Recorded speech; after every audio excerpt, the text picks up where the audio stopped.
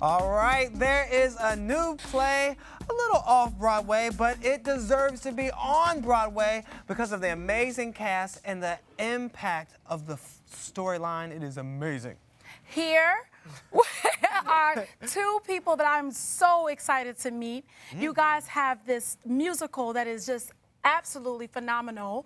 And I don't want to get your names wrong, so pronounce it Griffin Matthews and Matt Gould. Is that the correct one? Gould. But on your show, you can do whatever you want. I knew it couldn't be Gould. I couldn't have said it right. It had to be like a pop, right? That's right. Wonderful. I love I'm that. so happy to meet you both. And you guys have actually created this play called Invisible Thread, right? And it really talks about this guy who's like an American missionary who goes over to Uganda and actually adopts these young people and helps get them educated, which changed and maybe even saves their lives.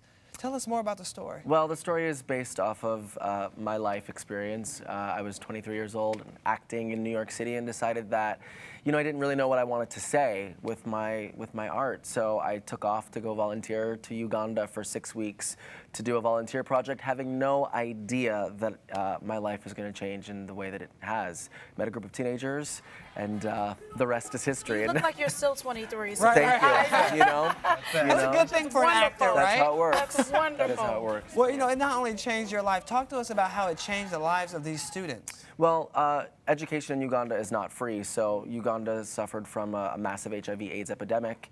And when you lose your parents, then you are out of school. And so there's a whole slew of teenagers that are on their own. And so that's what happened to our kids. And I met them, and they said that they wanted to go to school. And of course, I had no money to pay for that. So I started teaching them in a village library. And that one-day class turned into a 6-week adventure. Now, what does... I was going to ask Matt, too, how did you get pulled into this project? Well, I had been a Peace Corps volunteer in West Africa, and when I came back to the U.S. after 2 years living in Africa, I met the other guy in the musical theater world who had been to Africa, and at that time he was struggling to raise money to keep his kids in school.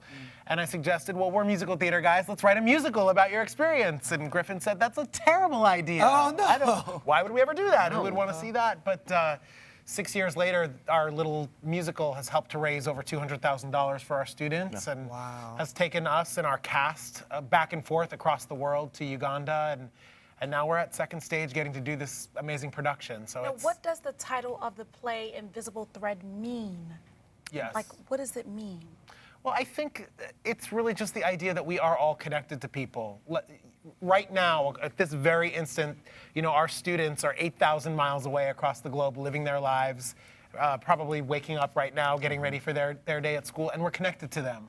And I think that there is this sense now in this day and age where we're so connected by the internet and TV and radio that we are all connected. And that's really one of the themes that we play with in the show. Exciting. Yeah. Wonderful. And it is amazing music. Did you guys all write the music yourselves? How did you guys pull this all together? Just us. Just the two of us, sitting in a house in the woods in Pennsylvania and in my parents' basement in Pittsburgh. We just started, the thing about making a musical, and one that's so closely connected to us, is that we wanted to try to make it as authentic as possible. So we took influences of pop music and some of the music that's playing in Uganda, and just tried to fuse it all together to make this world pop sound, and that's what you'll hear in Invisible Thread. It just shows you that no matter what, you can make it happen if you're truly dedicated. Just an idea and following through on that. This is an amazing story. And talk to us about the students that will you be like picking up new students every year, or how does that work with the program? Or you just focus on, because the original students, at least in the play, they all went on to do great things. Yes. Is that true in real life as well? Sure. I mean, the Uganda Project is the name of the organization, and we've been functioning now for 10 years, very grassroots. I think the idea for us has always been as an organization to one day have to not exist, right? Because my hope is that education in Uganda will solve itself with the government, and if not, then our students, we've empowered them to go to school, they're graduated from college, they're moving all around the world, they're getting married, they're having babies. So if you've educated one, then they can then take that lesson and help to educate their own kids. And is that why it was important to you to bring this story to the masses? Of course. I think we wanted to always try to inspire people to say, look, you can do a little tiny thing. It's not necessarily, change doesn't always happen in these big, wide sweeps, but sometimes it happens just person to person. And our story really tries to tackle not only the best parts of change, but the hard parts of change. It's very, very difficult, and so our show show is, we like to call it a thriller. Yeah, well, It's we've been definitely a talking thriller. about it. Let's take a quick look at part of the thriller, All right. Invisible Thread.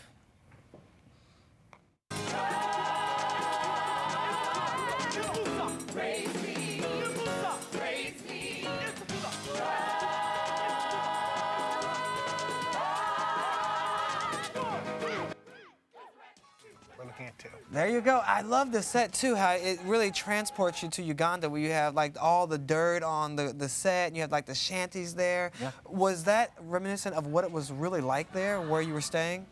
Well, it's hard to really literally capture that place. Right. You know, if you haven't been to Uganda, it's a little like stepping out into the middle of Mars. But I think the idea for us was always to sort of try to capture the essence of that place. And for us, that was really sort of encapsulated through the earth, through really, you know, getting our hands and feet dirty and our clothes dirty out there. It was always part of our hope. And what do you hope people will get out of this performance when they leave? What do you want them to feel? I think our hope and our passion has always been that it would inspire young people, and certainly people of color, to not only reach for their goals and their dreams, but also to see themselves on stage. You know, our cast is largely African American, and a lot of them are making their New York debuts. And I think that we wanted to create a piece that when people come to the theater, they can look at a bunch of people that maybe they've never seen on a stage before, and hear a story that maybe they've never heard, and leave feeling inspired that they can tell their own story and, you know, maybe make a difference. Yeah, well, it's definitely inspiring. I loved it. And what else is next for you guys? I know you said you're still in the business. You're working hard with this right Still now, in it. but what's next?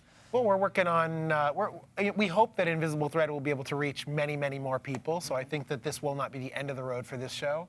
But Griff and I are also working on a new musical out in Los Angeles called The Family Project, which is about how a gay black Christian ends up with a gay white Jew, and how this sort of new thing creates the new American family, and how do we get here? Oh, you've got to come back when that's Yeah. Get ready. Yeah, We got to see how that happens. Get Yeah. ready. And before you go, tell us where everyone can see Invisible Thread. You can see Invisible Thread at Second Stage Theater. We are playing through December 27th.